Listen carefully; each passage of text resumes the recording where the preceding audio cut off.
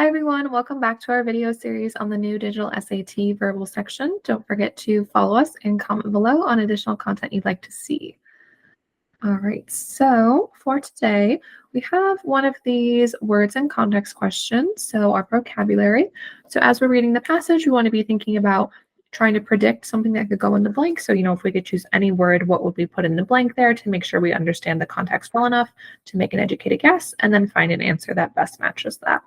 So, looking at our passage, we have in the early 1800s, the Cherokee scholar Sequoyah created the first script or writing system for an indigenous language in the United States.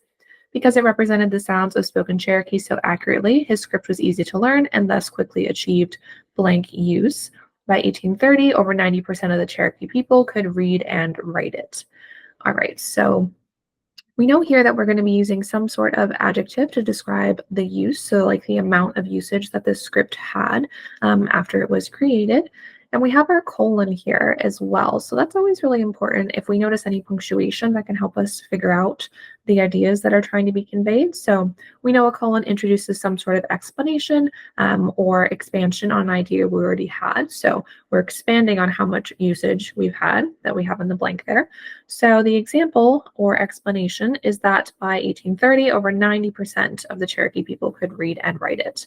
90% seems pretty high there. So it seems like we're looking for some sort of word that means, a lot, like kind of encompassing, like widespread, something along those lines.